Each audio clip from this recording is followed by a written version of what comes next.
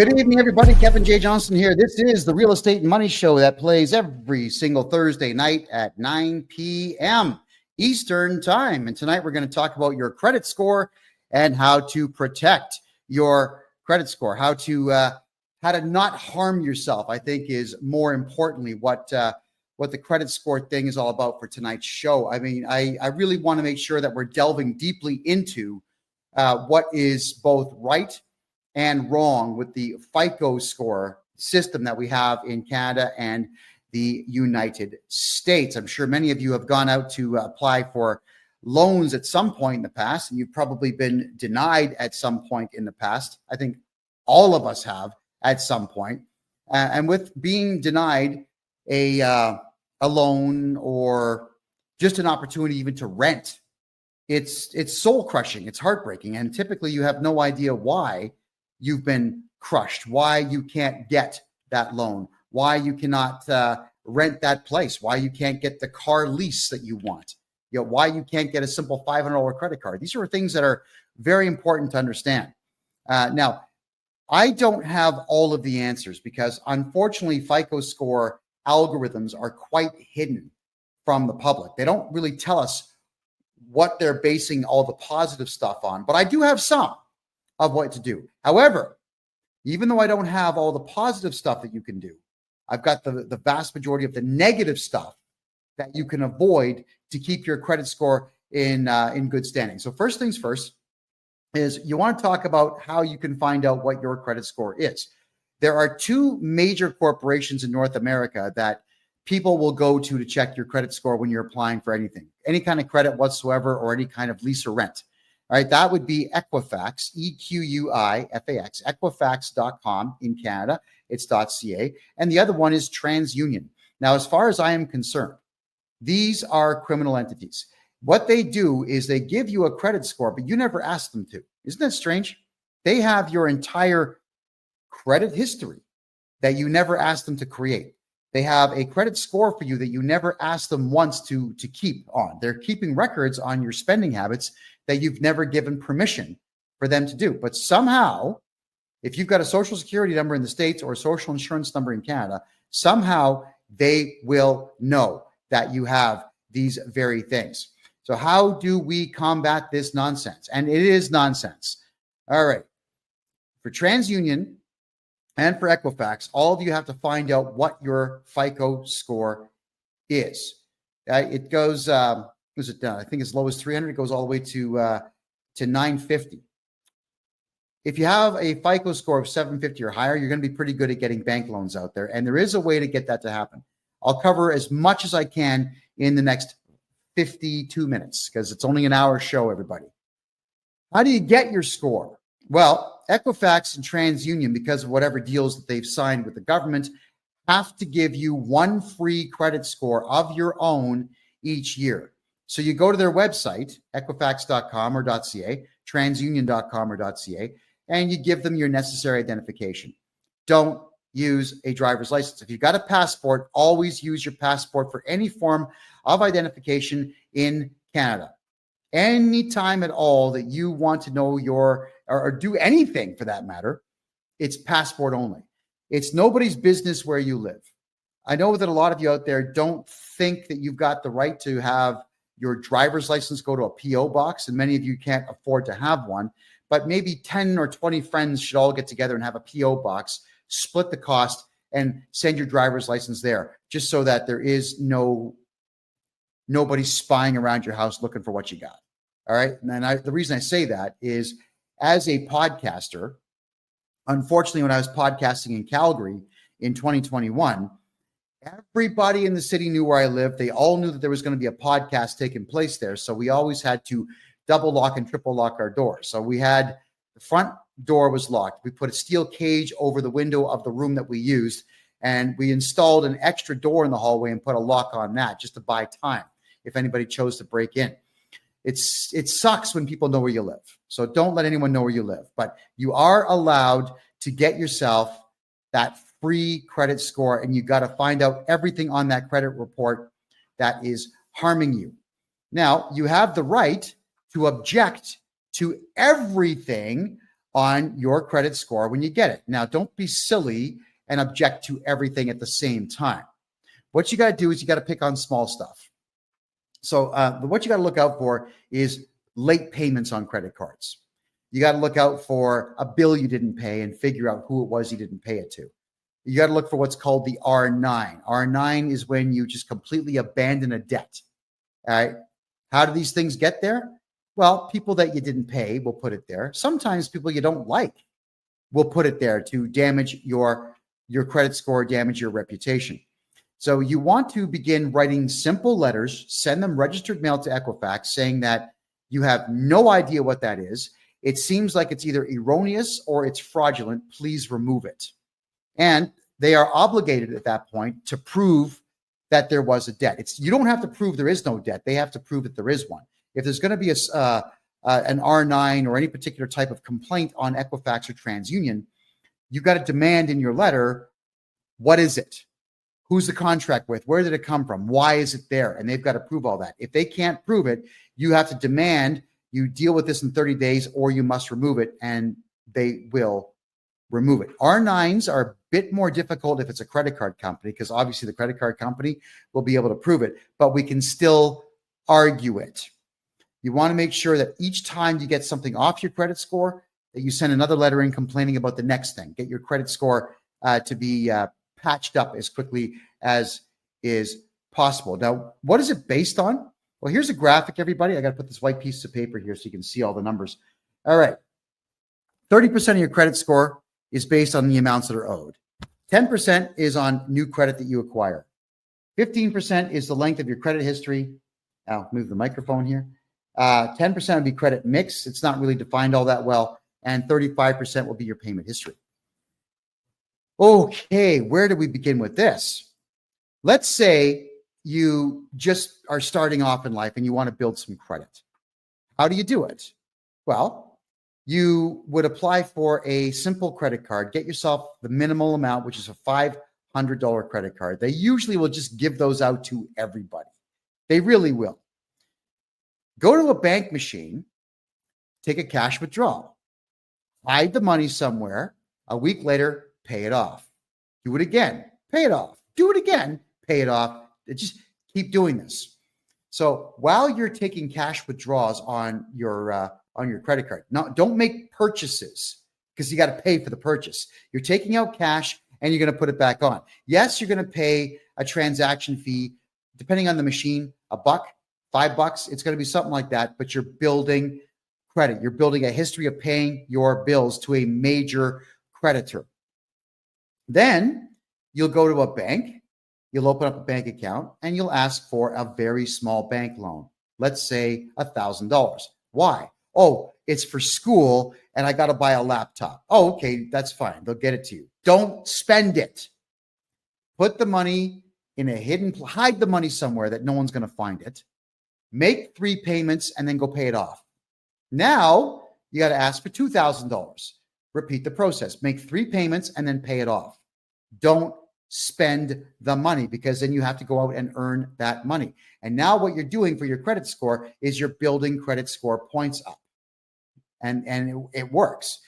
Eventually you'll get a $5,000 loan, then 10, then 20. You're going to keep doing this until you actually need to borrow on something in the future that will improve your life. Like, let's say a car, a truck.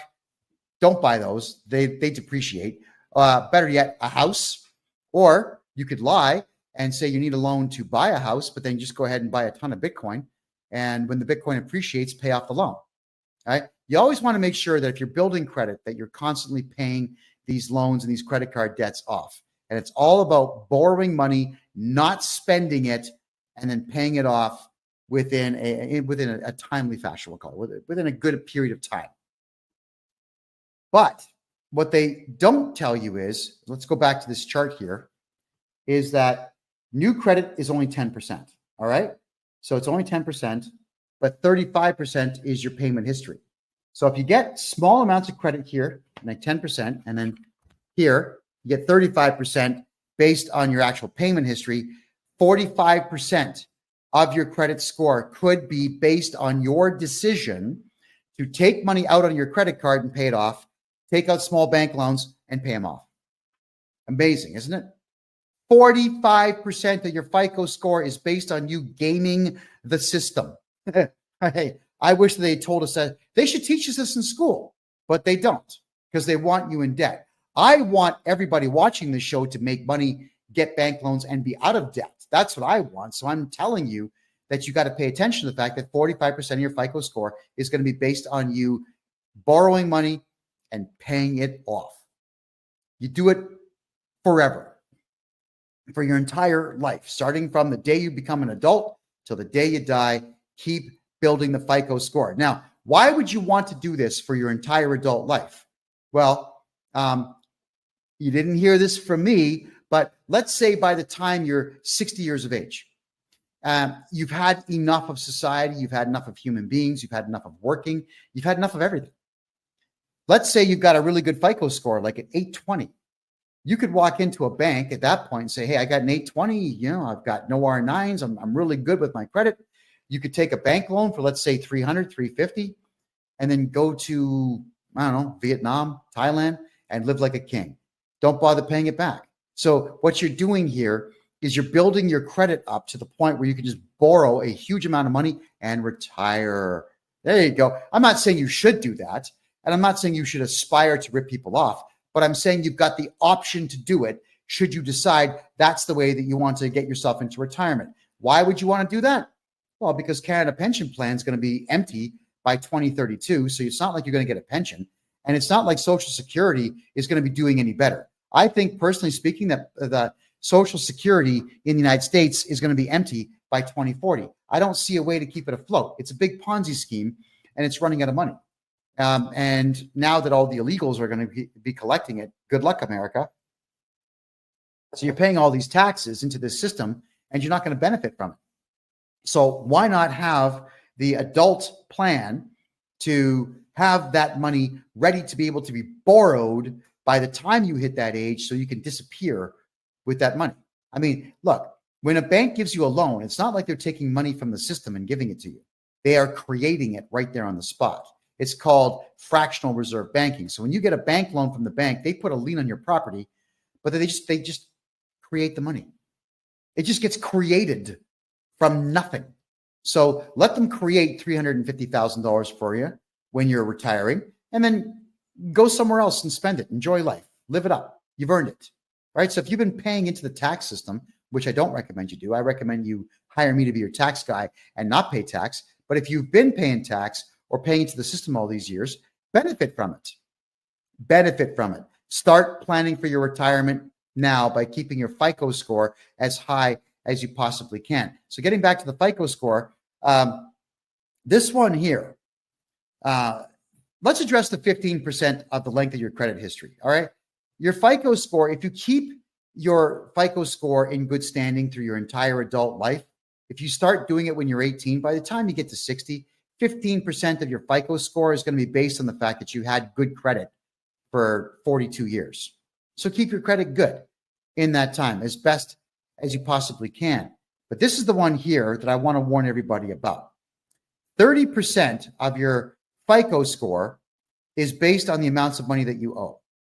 Now, this is where I can really help you out. You got to remember that the way that the credit companies do this is that they've got hundreds of things that go against you and just a few dozen things that help you. Equifax seemingly is in the business of destroying you. Equifax seemingly is in the business of keeping you down, of not allowing you access to the capital that you need to become wealthy. That's what it seems like they're doing, which again, in my opinion, makes them criminals. But it's not like I can walk in there and just shut the company down, but I can tell you how to combat them. Knowing that 35% of your FICO score is going to be based on bad debt that you carry, here is the way to protect yourself. Let's start with basic rudimentary stuff. If you get a cell phone plan, doesn't matter with who. In the States, you got all of them. AT&T, you got Verizon, you've got Virgin, you got them all. In Canada, there's not as many. You've got Fido, Bell, Rogers. I think Cogeco just got bought by Rogers. There aren't many. It doesn't matter if you pay your cell phone bill on time for your entire adult life. That does not increase your credit score, which means that your cell phone bill should never be in your name, because I'll tell you why, is because there's a good chance at some point you're just going to forget about your bill. You're just going to forget. You didn't pay it. They report you to the credit agency, and now you've lost some FICO points. That sucks. How do you come back? Oh, let's have with this one. Let's just say they don't tell you about your roaming fee. And this has been happening with a lot of Canadian accounts. You go to Italy or you go to Germany and your phone gets turned on for just a brief second by accident. And all of a sudden, boom, $1,500 worth of roaming fees, just like that. Crazy. And if you don't pay it or you argue it, they just tag your credit score. So you can never put your cell phone in your real name, ever. You can't really do that with Bell and Rogers and the big boys because they want to see identification. But you can do it through a corporation. That is correct. You take your corporate documents in. You say, "Hi, my name is, here are the corporate documents. We want to get a corporate cell phone plan." Then they'll say, "Well, we want to secure it against you personally." I'm saying, you tell them, no, it's for the corporation. If you guys shut down this phone, we can't do business. I'm not going to secure it personally. And if you argue enough and just decide, okay, you know what, leave, then go to another cell phone dealer. They're all over the place. How many times have you seen foreigners that own cell phone shops? They'll find a plan. Somebody will do the deal. Just keep doing it until you find someone to do the deal. Make sure your cell phone plan is never in your name, ever. Okay? You get that? Doesn't matter if you're paying on time. It doesn't help your FICO score. But if you miss one bill, it hurts your FICO score. So your cell phone has got to be in that name or a company name, which you could also do. Let's say you're renting a place and you've got to pay utilities. If you've opened a corporation specifically to keep your name off of bills, then what you would do is get the internet bill and the gas bill and the electric bill and the water bill all put into, yes, you guessed it, a corporation. All of it. Even if the corporation's not making money, who cares? If you skip on a bill, it doesn't matter. They're going to bill the corporation. Just as long as your name is not listed as the director of the corporation, everything's going to be fine. Now, I do corporate courses on this. And if you want to get involved, come January 1st of next year, we're going to have a subscription-based website where for $25 a month, I'll be doing 1 or 2 shows a month that are private to members only to learn this stuff. But this is the general synopsis of how to protect your FICO score. The other thing is, if you don't want to go through the expense of registering a corporation, even if you buy a house, you can jump on the phone with all the utility companies, say, "Hi, I'm John Smith, Arnold Schwarzenegger, Richard Pryor. I'm somebody. We need the gas bill hooked up." In most provinces in Canada and about half of the states in the United States, they don't ask for identification or even clarification. They say, "Yeah, no problem. We'll send someone out. We'll get you all hooked up." Ta-da. So now the bill is in someone else's name. Why? Because if you pay your gas bill on time for 45 years, it doesn't positively benefit your FICO score. If you pay the water bill, it doesn't benefit your FICO score. If you pay your internet bill on time, it doesn't benefit your FICO score. Nothing benefits your FICO score when it comes to household utilities, but it can hurt you. So let's really go down the rabbit hole here. I'm sure all of you have maybe heard of Text Now. It allows you to have a separate phone number on your cell phone plan. All right. So you get a Text Now phone number, and that's the one that you would use for all of the bills on your house, especially if you're renting. If you're buying, it's great. I mean, do the same thing. Have the bills in a fictitious character's name and have them phone your alternate cell phone number looking for payment on the bills, because you're going to miss a bill. That's just how life works, guys. You get sick, you get in a car accident, you're going to not pay some bills. You don't want your FICO score dropping because you are incapacitated. Maybe you live with some friends and they skip out and they don't pay the bill. You got to catch up because your friends are jerks. Yeah, maybe you got a boyfriend, girlfriend, whatever it is. You guys break up. Someone doesn't pay the bill. If it's not in your name, it doesn't matter.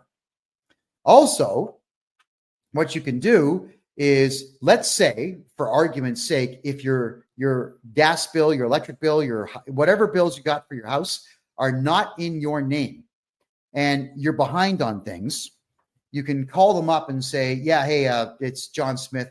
I need you to disconnect the gas and the water and everything else. I'm moving out of this house that I'm renting. No problem. They'll cut everything off.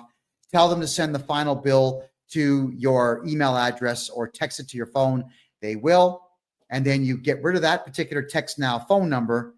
And 2 days later, you get yourself another Text Now phone number or another one of the like Hush phone number. Any of these phone numbers that are voice over IPs, call them up saying, different voice. Hey, what's up? I'm Ricky Savage Michelson, and I got to get some bills. I just moved into this rental house. And the process starts all over. So you can actually get away with not paying between 3 and 4 months worth of bills, and you get a new name attached to the same residence that you are living in, and it doesn't hurt your FICO score. Right? It doesn't hurt your FICO score. If you're not going to pay bills, it doesn't hurt your FICO score. Now, I'm not encouraging all of you to not pay bills if you don't have to. I'm telling you that I understand with our rotten economy in North America right now and the severe lack of money in the money supply right now, that these are the options that you have to give yourself. So FICO score, protect it by making sure the house bills are not within it. If at all, if you can avoid anything, if you can avoid using your real name on anything, you have to avoid using your real name wherever you possibly can. The driver's license is usually where you all get screwed. When you use a driver's license as identification and it's got your home address on it, whoever wants to harm your FICO score can do it. If you absolutely have to show identification that's got your name and face on it, passport every single time. If you have an expired passport, keep it, because you can use that. If they say, we want to see 2 pieces of ID, 2 passports, and they might say, well, one of them is expired. So there is no law that says you can't show expired identification. The only problem with an expired driver's license is that you can't drive with it, but you can still use it as identification. The only problem with an expired passport is you can't fly with it, but you can still use it as identification. Any photo ID card in Canada that expires can always be used to identify you. You just can't use it for the prescribed use that it's for. So don't listen to anybody's crap when they tell you that you can't use that expired driver's license, health card, passport. You can. It doesn't have to be updated to be valid. It's still valid. And that's the beautiful part of identification. So if your passport is going to expire, order a new one and don't take the old one in and turn that in. Whenever you get a new driver's license, anywhere in Canada, you can say, I lost it. I just lost it. Can I have another one? Keep the old one. If you're able to, have all your identification go to a post office box. Or, if they don't like to use P.O. box in the address, fine. Then go to mailboxes, etc. UPS store. Go to any of the retail mailbox places and get yourself a mailbox and use that. Because if you go to the UPS store, for example, then what they do is they actually have an address. 7400 Main Street, suite number 404. That would be your box number, but it won't say box number. It'll say suite number, which is exactly what you want to do. I can't stress enough that this is no longer the 1970s. In the 1970s and the 1980s, people would ring your doorbell to say, hey, I'm happy to see you. Like, thank you for your friendship. And that was it. There was never anything nefarious that people had in mind when they would ring your doorbell. Back in the days, people would ring your doorbell. You just open the door. Hi. Like, it was a surprise. You're excited. Someone's here. And then eventually, towards the end of the 1980s and the beginning of the 1990s, every third person ringing the doorbell was some solicitor trying to sell you something. So you had to get really good at yelling at people saying, get out of here. And it's annoying to have someone, unfortunately, they are legally allowed to do so. The law says they can ring your doorbell, but they have to leave when you tell them to. I don't want to get out of my chair or stop what I'm doing to answer the door for someone I don't know. I really don't, but it is what it is. And now, 9 times out of 10, when someone knocks on the door, it's someone looking for money, or it's the cops asking you why you said that thing that time on social media, or the cops are saying, well, someone complained about your car and we're here to investigate, and so on. Yeah, it's someone looking to gain money or leverage from you or on you these days. So unfortunately, with the way the world is these days, you want to make sure that nobody has access to your front door anymore. This is not to do with your FICO score. This is just you personally protecting yourselves. If you have the means to build a cage in front of your front door these days where someone has to enter the cage to get at your front door, I strongly recommend that. It's sad that our society's crumbled that way, but it has. So you cannot let people have leverage on you. And that's the same thing with phone calls that come in. I can't stand the fact that if you have a landline in Canada, you get absolutely bombarded by people from outside the country trying to sell you something and asking questions. And unfortunately, Canadians and Americans, they're high trust societies, so people answer questions. Like, don't answer questions to people that phone you. They're fishing for information to steal your identity. Start hanging up the phone.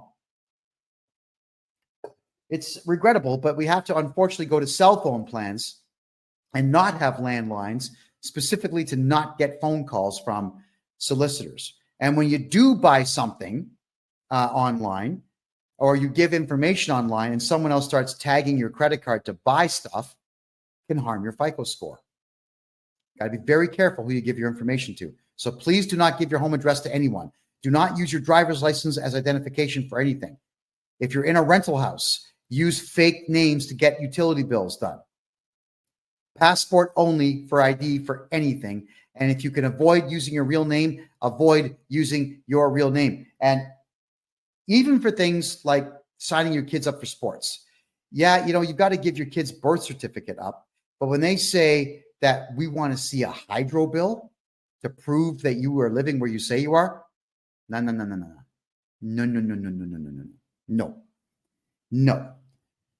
I want all of you to change how you think. Everybody out there, you have to assume everyone out there is a scumbag and everyone out there is going to try to steal from you. And like, I went through this nonsense in the province of Ontario with the Ontario Lacrosse Association, run by 2 very animalistic savages who were harming children. And I exposed them in the book I wrote, Lacrosse is Dead, which is free on my website, by the way.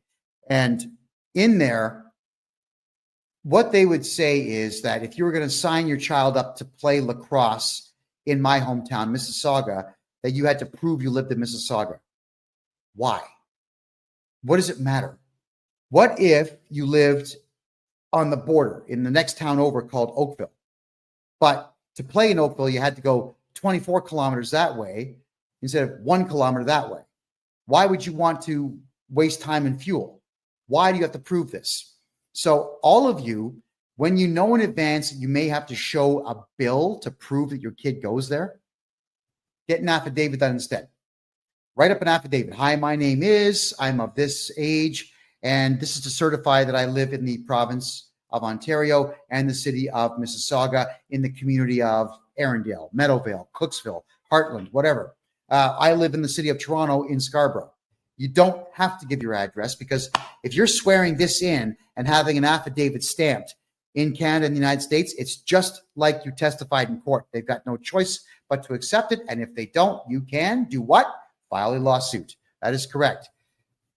The problem with the Ontario Lacrosse Association, and again, it's all in my book, is that they were taking the birth certificates and they were taking your home address and they were selling the information. They were selling your information to others. Okay. So I'm turning my Wi-Fi on, everybody. I think I'm getting some complaints that my mouth is not synced with my audio. So tell me if it gets any better there on TikTok, please. Yeah, they were selling the information.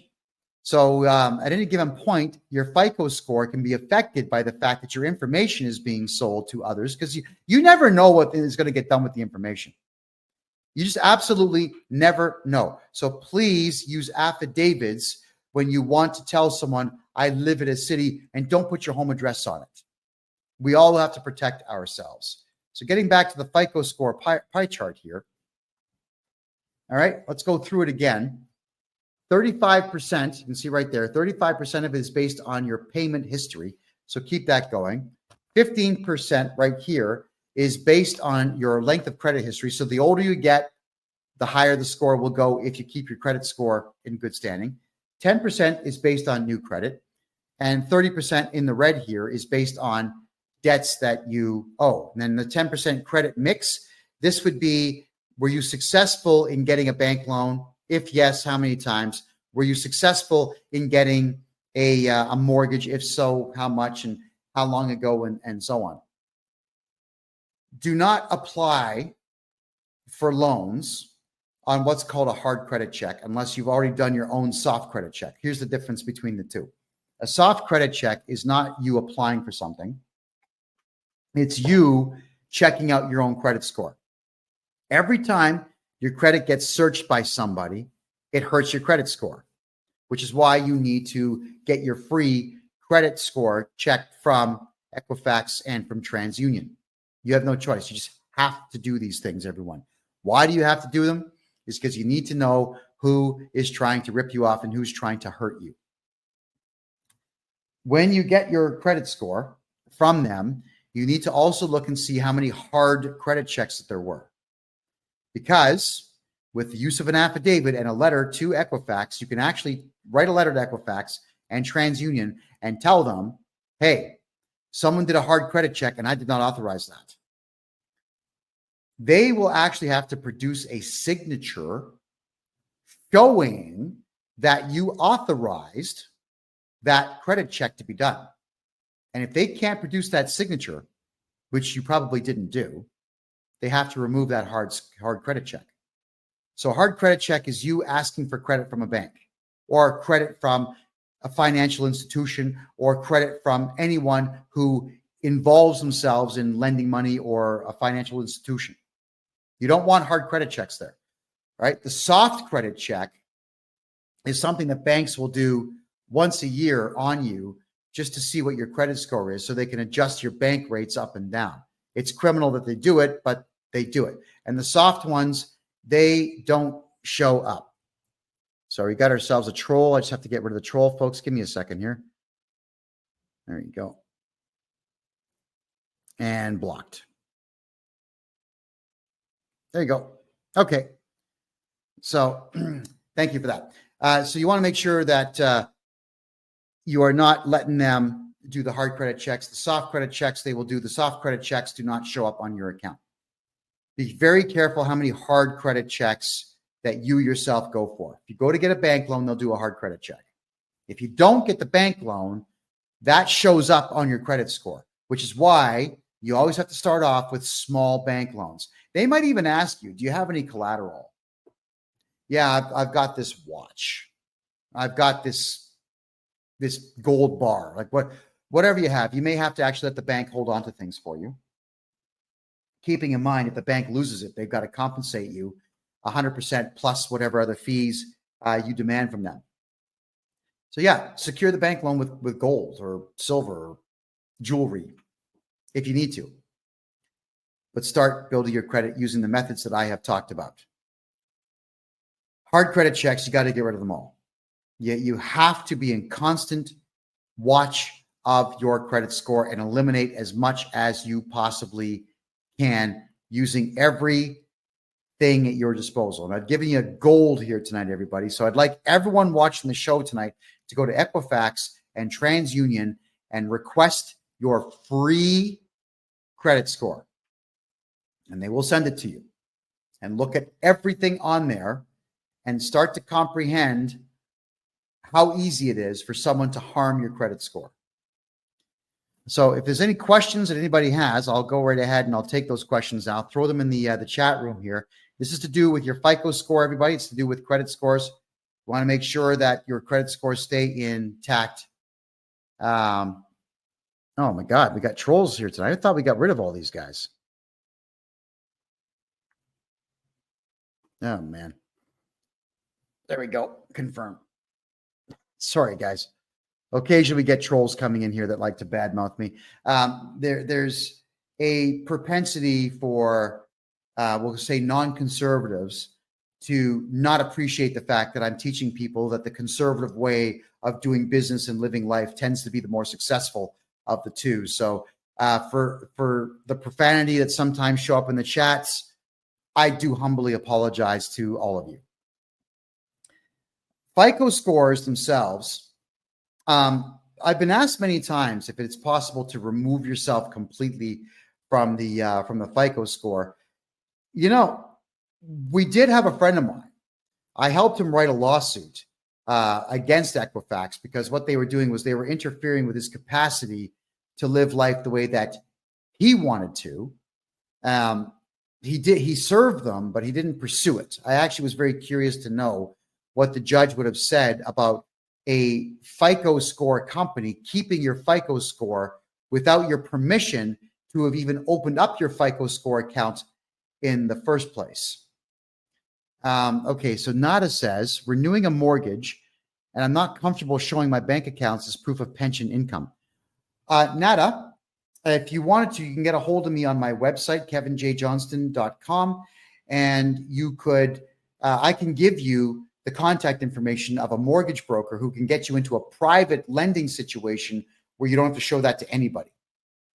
Because the private lenders, they're not going to check your credit rating. They're not even going to check your income. They're just going to ask if you can secure the loan somehow, which of course would be the house that you're borrowing against. And there you go.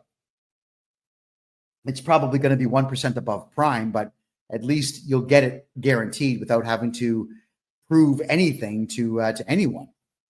And that's what the banks do. You see, Canada has asset-based lending, which is why the economy is garbage. If you don't have $1 million, you can't borrow $1 million. That's the insanity of Canada's banking system. Whereas in the United States, everything is capital-based banking. So you go into the bank with a really good idea and they'll give you money because they're hoping to make money off of you. And American banks are really, really, really good at writing off debt and selling debt to others. All right. So that is why it's so difficult to get things done in Canada. So if you're having a difficult time getting credit in Canada, it is because the system in Canada works against you. It really does work against you. And you need to combat that by taking the advice that I've given you on tonight's show. The other thing, and this is another one, they don't talk about this, but the Canada Revenue Agency will report your lack of cooperation with them to the credit companies, Equifax and TransUnion, which is why you got to come to me to get your taxes fixed. I know that you don't want to pay taxes. I get it. And technically, it's actually illegal to collect taxes, technically, but you're not going to win that argument. If you're going to pull the free man on the land stuff, the sovereign citizen stuff, you're going to lose. So what we got to do is make sure your taxes are done properly. I can get you back a fortune. Look, if I was to redo your taxes and get you back everything you paid over the last 10 years, that's not going to affect your FICO score negatively.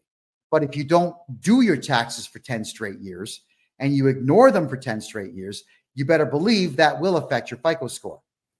When we do all your taxes at one time and we find out that you don't owe money, it's going to increase the FICO score a little bit, but not much.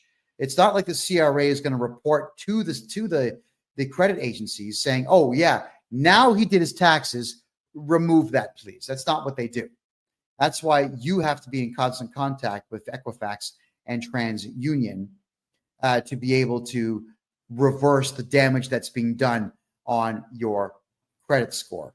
So to be able to remove yourself from the whole credit score thing is not something that I have pursued yet, but I'm sure at some point we're going to be able to figure that out. I'm sure there's case law somewhere in the world where that has been done. And if anybody out there knows the case law, send it to me and I'll read it and I'll interpret it and then I'll get another interpretation on it and then we will talk about it on this show. So everyone, FICO scores, very important. And for the next 15 minutes, what I will do is I'm going to recap what I've talked about in the last 45 minutes. So for those who are joining us late here, you'll get a chance to hear what I have to say on this. And with your FICO score, it is based on the following factors. So let me just bring the let's see here, and bring the chart back up for you. So right off the hop, 35% of it is going to be payment history. Your payment history is 35% of your FICO score, which is why you want to make sure that when you're borrowing money, you're not buying stuff. You're borrowing money for the sole purposes of building up your credit, because 10% is based on new credit that you get. So 45% of your credit score, everybody, is based on you acquiring some credit and keeping it in good standing, which is absolutely what all of you should be doing. Get what I was saying earlier in the show is you go to your bank machine with your credit card, get a credit card for $500 on it, take money out, hold on to it, pay it off a week later. Take more money out on the credit card, cash advance, pay it off, cash advance, pay it off. If you do this every week, that's 52 positive FICO score increases per year on just that one credit card. So once you've done that, you could apply for another credit card. So get a Visa and a MasterCard, both with $500 on them, and do the same thing, like Visa, MasterCard. Go to the bank machine, pull the cash. So if you have 2 credit cards, then that's 104 positive influences that you can have on your FICO score. Isn't that incredible? So after a year of doing that, as I said earlier in the show, you go and get a bank loan for a small amount of money, $1,000. Tell them you're buying a laptop for school. Keep the money in your room, hide it, make 3 payments, pay off the loan early. And meanwhile, while you're doing this, you're playing the credit card game. Then get a loan for $2,000. Make 3 payments, pay it off. Don't spend the money. Never spend the money. You're just taking it out for the purposes of putting it right back in and building your FICO score. Just keep getting bank loans so long as you've been building credit slowly.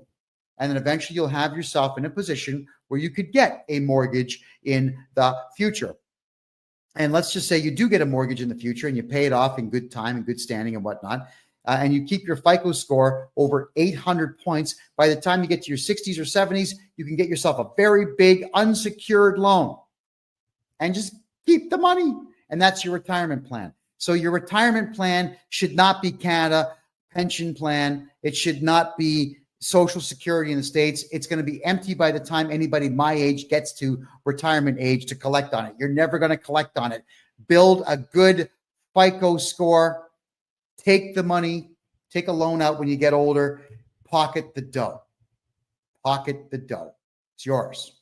That's why I'm encouraging all of you to build credit and keep it in good standing.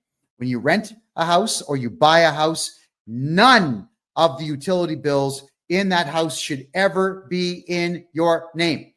Just in case you forget to pay a bill, you get sick and you can't pay a bill, you lose your wallet, you can't pay a bill, you get robbed, you can't pay a bill. If it's not in your name, it doesn't matter how late you are. It's never going to affect your credit score negatively. And that's exactly how you should want it, where it never affects your score negatively, period. Cell phones should never be in your name because at some point, I promise you, you will miss a bill or you're going to go over on your data or someone's going to ghost your phone and they're going to use your data. You got a big bill and you can't pay it, never in your name.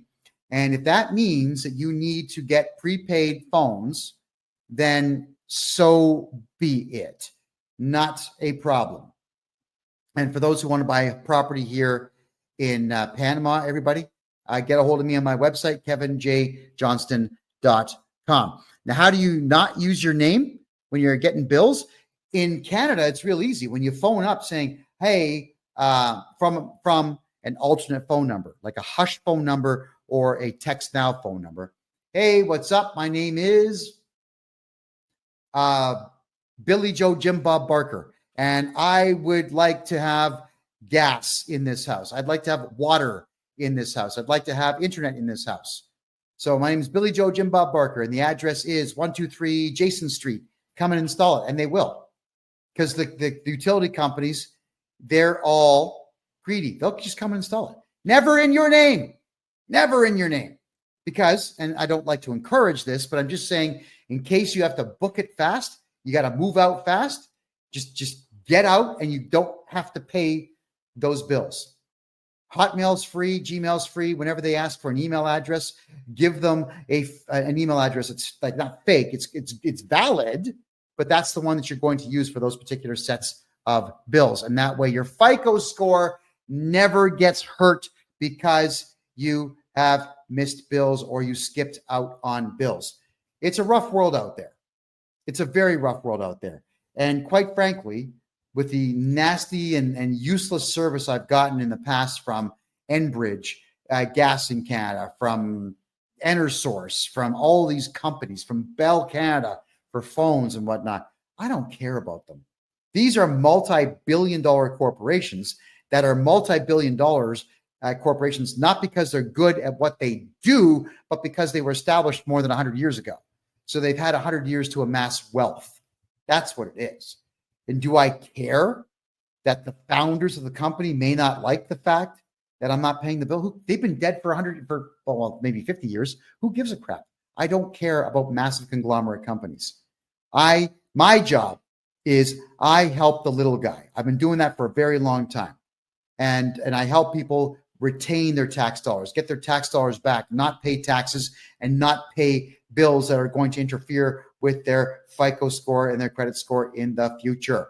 And Shooker, if you haven't done your taxes in 10 years, it's okay. Get a hold of me. I'll get them all done for you at one time, and you're not going to pay a penny to the CRA. That's a promise. Get a hold of me, and we'll get them done. My name, KevinJJohnston.com. Let's wipe out your tax bill. And in fact, I prefer it when someone hasn't done their taxes for 10 years because I can get that tax return done in about 3 days. You're going to owe no money. It's going into the CRA, and that'll be the end of it. All right. So that's how it all works. Awesome. Okay. Next here, I'm just having a quick look at the questions now. All right. Moon Goddess is asking, shouldn't credit scores be irrelevant since financial institutions go into our QV accounts that are all caps? That's free man stuff, Moon Goddess, and that stuff may work if you are an absolute expert in it, but for the most part, it doesn't work, and I wouldn't count on that. What I would do is play their game in their arena, keep your FICO score as high as you possibly can, and you're going to be just fine. All right, stay away from the free man on the land, people. Okay, guys, they're going to hurt you, not help you. That's the big problem with the free man on the land stuff is you've got individuals who think they've got some magical solution, and they don't, using magic words, like sprinkling fairy dust on your paperwork and it goes away. It's not how it works. Do it my way. My way is I know the law. I've studied tax law for 40 years and criminal law for 20 years and civil law for 20 years. I know what I'm doing. We use the law and the rules of the land against them. Do it that way. How do you become a millionaire farmer? Not in Canada. But if you are a farmer and you contact me, the Canada Revenue Agency expects farms to lose money for at least a decade. So I can make sure your farm loses money and you don't pay tax. At least I can do that for you. So maybe on the years where you make 400 or 500 grand on a harvest, you can keep it all instead of paying tax. You know, that's the part I don't get is farmers feed entire cities. It's true. They do. So why would you want to put farmers in a position where they can't feed cities? I can't stand the idea of farmers being taxed. I actually think out of the one profession in the entire country that should be completely tax exempt, it would be farmers who sell to Canadian distributors to make sure that Canadians eat. I honestly do believe that, which is why if you are a farmer or you work in a farm or you know farmers, tell them to stay away from the company called FBC. It stands for Farm Business Consulting. They are crooked as hell, and they have absolutely destroyed hundreds of farms all over the country by over-reporting earnings that farmers are making. They really are a disgusting bunch of people. They suck at what they do. What they are is that they're franchise holders in taxes. They're not actually accountants, and they suck at what they do. So yeah, that's my personal view on farms. And whenever farmers contact me to do their taxes, I absolutely make sure they pay zero taxes. I do about 4 times the amount of work on a farmer that I would do on a regular account, because I want to make sure that farmer stays in business. If anybody ever wonders if I'm lying to you or not, just understand the fact that when Stalin caged everybody into the Ukraine and took over all of the farms and then shut them down, what happened?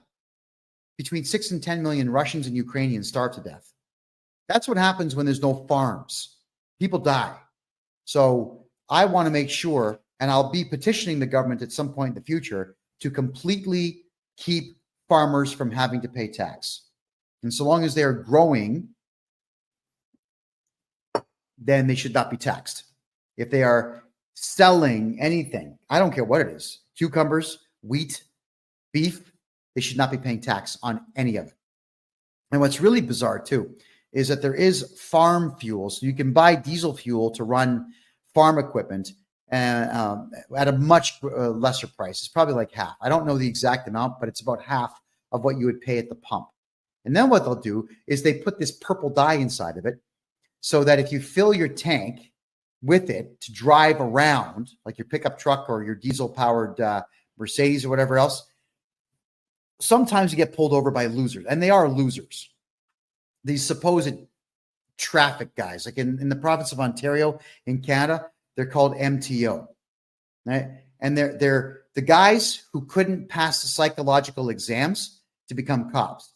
So instead, they sit in these cars that have sirens on the top and cherries, and they'll pull you over saying, well, I work with the MTO, and I'm going to take your license plate. And they actually will go inside your gas tank and pull it out and see if the gas is purple. And if it's purple, they'll write you this massive $1,000 fine for using farm fuel for your vehicle. So how do you beat that? 2 gas tanks. That's what you do. You have 1 gas tank, which is the main one, partition it, put some regular gasoline into it that you never burn, and have a secondary fuel tank in there and use farm fuel. There you go. There's some help for you right there. All right. So keep in mind, everyone, you got to protect that FICO score. Rewatch this show, which is going to repeat all weekend now on Rumble. Just type in freedomreport.ca to watch the repeat. I'd like all of you to take the advice that I'm giving you here to make sure that you build credit and you hold on to credit so you can use your good credit score in your 60s and 70s to take out massive bank loans and never pay them back and retire with the bank's money. Because if anybody out there screws the banks in Canada or the United States, I'm a happy guy, because that's all the banks do out there is rip we, the small guy and gal, off on an absolute regular basis. That's crazy. My name is Kevin J. Johnston. Thank you very much for being here. This is the Real Estate and Money Show, where we talk about real estate, money, investment, gold, silver, and taxes. And we do it every Thursday at 9 p.m. Eastern Time. I want to say thank you all for being here. I can't wait to see you again next week, which we will do at freedomreport.ca. Have a great night.